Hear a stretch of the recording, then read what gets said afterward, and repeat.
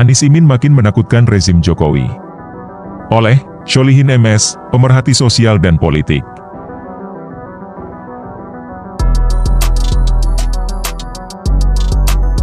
Ketua PBNU Yahya Saquf tiba-tiba dipanggil Jokowi di istana malam-malam. Diduga Jokowi ingin menjauhkan PBNU, NU struktural, dari PKB, NU kultural. Berbagai narasi pun dibangun untuk menjauhkan Anies Cak Imin dari Nahdien. Diduga pembatalan Cak Imin, walau sebagai wakil ketua DPR, untuk membuka MTQ di Tanah Laut Kalimantan Selatan Selasa kemarin, ada kaitan gabungnya Cak Imin dengan Koalisi Perubahan, sehingga ketua PBNU ikut intervensi. Tidak berselang lama, Menak Yakut Komas Adik Yahya Saquf pun buru-buru ikut membuat narasi, untuk berhati-hati memilih pemimpin yang punya latar belakang mendukung radikalisme. Mungkin organisasi keagamaan yang masih percaya kebobrokan Jokowi Group Yahya CS. Sedangkan kaum Nahdien secara keseluruhan sudah tidak percaya Jokowi lagi, setelah track record-nya selama 9 tahun sama sekali tidak berpihak kepada rakyat.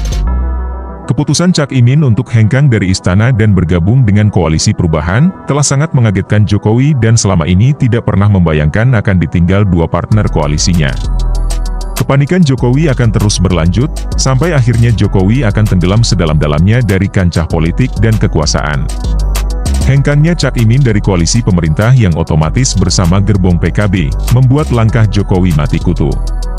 Sebelumnya ketika Nasdem menyatakan mendukung Anies secara tidak langsung telah keluar dari koalisi pemerintah.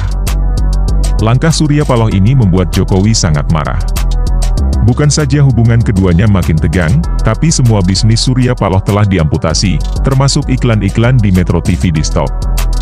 Kabarnya Metro TV terpaksa harus mem-PHK sampai 80 orang. Bahkan Sekjen Nasdem, Johnny G. Plate juga diciduk dengan dalih kasus korupsi. Padahal koruptor yang gede-gede dibiarkan saja, Happy Hapsoro suami Puan, Dito Aryo Tejo Menpora dan Kaesang putra Jokowi. Dalam kesaksian tersangka, Jokowi juga terlibat. Jokowi itu sangat jahat. Tampangnya saja yang kelihatan culun dan deso, tapi sesungguhnya dia adalah pembunuh berdarah dingin.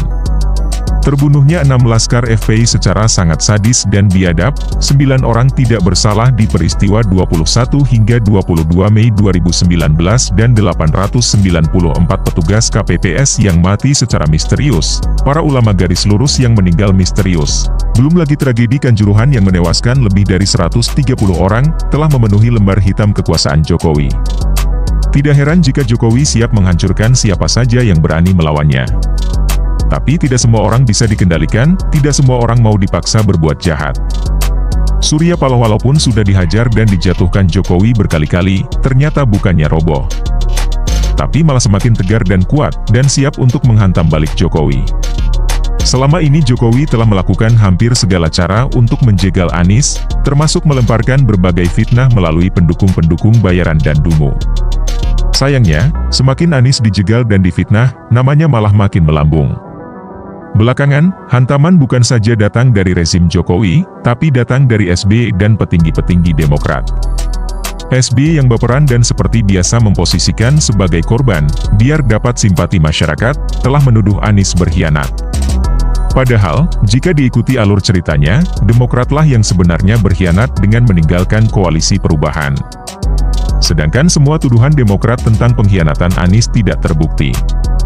Dengan kuasa Allah, semua makar para penjegal Anies, rezim Jokowi, capres lawan, buzzer Jokowi, penjilat Jokowi, kaum munafik, dan oligarki Taipan, akan dikalahkan oleh makar Allah.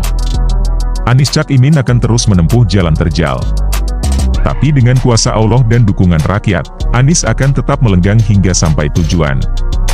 Anies akan dilantik sebagai Presiden RI ke-8.